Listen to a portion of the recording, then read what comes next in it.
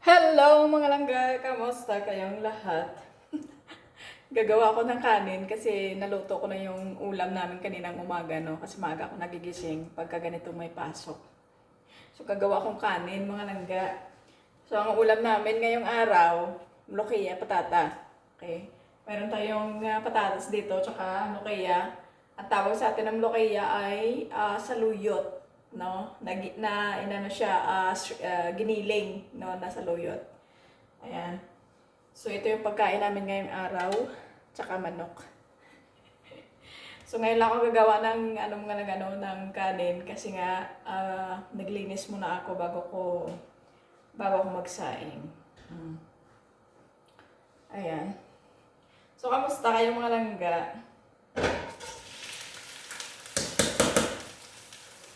Napanood yung mga langga yung aksidente na nangyari sa NAIA Terminal 1.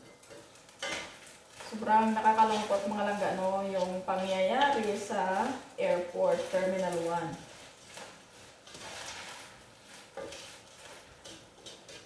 Kahit ako mga langga, no? Naano ko doon sa reaksyon ng isang tatay. Dahil dalawa yung patay doon, no? At isa doon yung bata. I think 4 to 5 years old mga langga, no? Yung bata, anak ng isang OFW. Ayan, nag-iisang anak lang yun. Grabe mga langga, sobrang sakit mga langga makita yung anak mo sa ganong sitwasyon, di ba? Pero ika nga, talagang pag anuhin tayo ng aksidente, no? Kahit nakatayo ka lang dyan, ano man yung ginagawa mo, kapag nadatnan tayo ng aksidente, hindi talaga natin hawak yung mga buhay natin or hindi natin hawak ang sitwasyon mga langga, no? Sobrang nakakalungkot. So, marami ang mga sugatan, no? Na nasa ospital pa. Dalawa yung patay doon sa mga na-aksidente mga langga or nasagasaan ng SUV, no? Sa airport.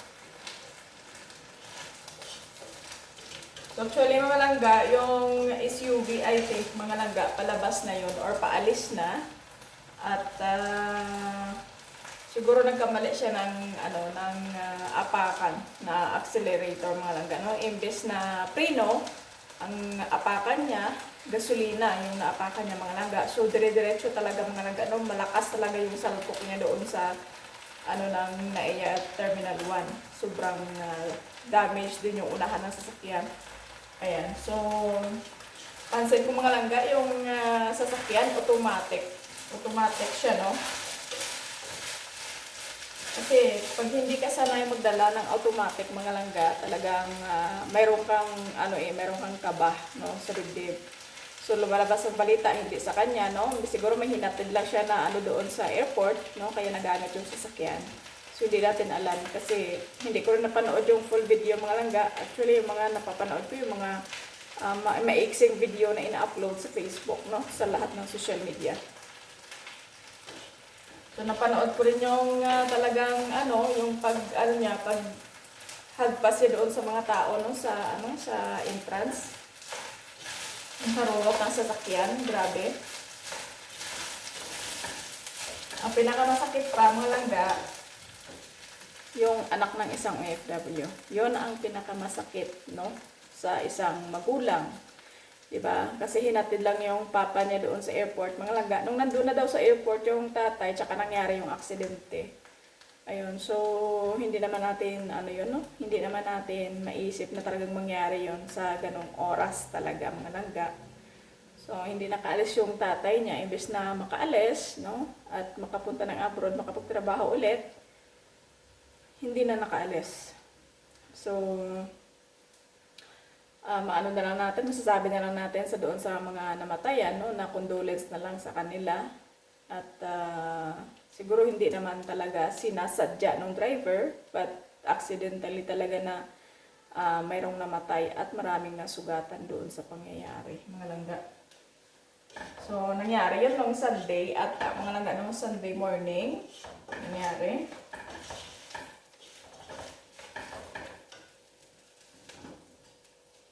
So, talaga mga langga, no? Ito itong, pansin nyo ba mga langga, itong 2025, prone of accident talaga, no? Prone of maraming nangyayari talaga nitong 2025. Pansin nyo lang, sa social media, marami kayong makikita, no? Ng mga aksidente, mga away, mga kung ano-anong nangyayari, di ba? Sobrang dami talaga mga langga. Parang halos araw-araw yata mayroon mga langga, ang mapapansin nyo. Kahit sa Facebook, mga langga, maraming dumadaan sa aking newsfeed na mga balita. Talaga mga langga na halos araw-araw talaga yan. Mayroong aksidente, mayroong nangyayari talaga, no? So, ayun, ingat na lang, no, sa atin lahat. Ayan. At ipagdasal na lang natin yung mga pangyayari sa paligid natin, no? At yun lang naman ang kaya nating gawin mga langga, ipagdasal tayo sa Panginoon sa araw-araw, no, na kaganapan sa buhay natin. So, ayan lang mga langga, no, for today's video. Ayan, kasi magluluto tayo. Itutuloy natin itong ating luluto. Actually, luto natin yung aking ulam. Kanin na lang yung aking sasaingin. So, ayan guys, thank you so much for watching. And of course, bago tayo mag-end, isang subscribe, isang like naman sa ating channel. Ayan, ito yung ating bagong channel, Ate Ann Vlog TV. Ayan, patuloy nyo suportahan. Ayan, maraming salamat guys. And see you in my next video, mga langga.